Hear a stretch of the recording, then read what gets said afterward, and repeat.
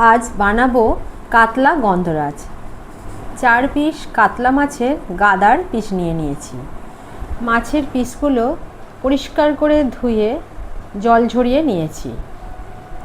ওপর দিয়ে দিলাম লবণ আর লেবুর রস দিয়ে ভালো করে মাখিয়ে নিয়ে 8 থেকে 10 মিনিট এটাকে রেস্টে রেখে দেব। মিক্সার গ্রাইন্ডারে মশলাগুলো পিষে নেব।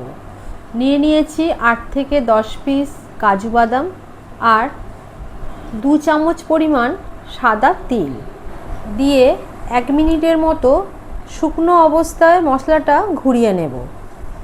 এতে মশলাটা খুব ভালোভাবে পিষে যায়। দিয়ে দিলাম 2 চামচ পরিমাণ টক দই দিয়ে আরও একবার মিক্সার গ্রাইন্ডারটা 1 মিনিটের মতো ঘুরিয়ে নেব। মশলা তৈরি হয়ে গেল।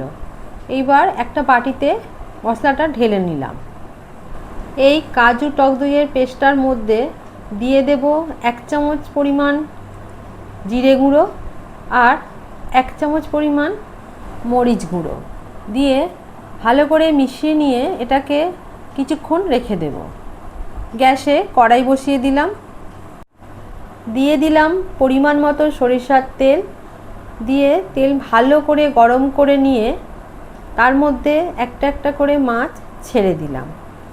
মাছগুলো 2 পিঠ হালকা করে ভেজে নেব।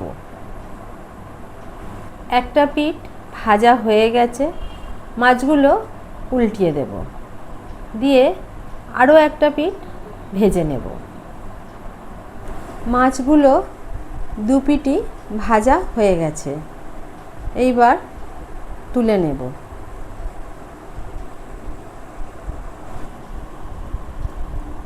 মাছ ভাজা হয়ে গেছে।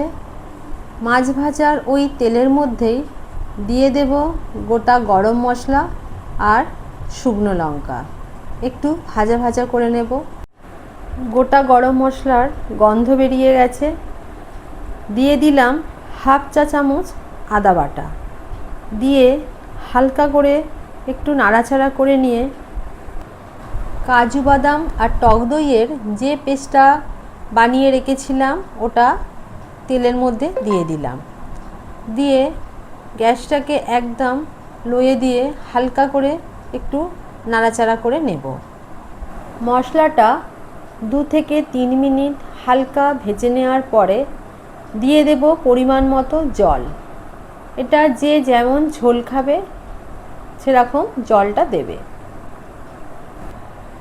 ঝোলটা ফুটে গেছে, এইবার দিয়ে দেব পরিমাণ মতো লবণ আর দিয়ে দেব স্বাদ অনুসারে চিনি।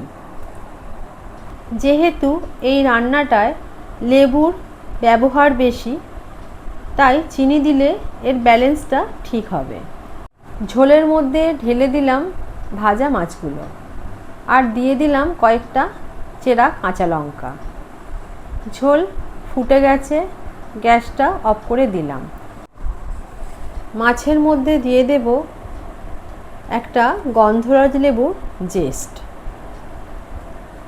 কয়েকটা গন্ধরাজ লেবুর ফ্রেশ পাতা দিয়ে দিলাম আর দিয়ে দেব স্লাইস করে কাটা কয়েকটা গন্ধরাজ লেবু।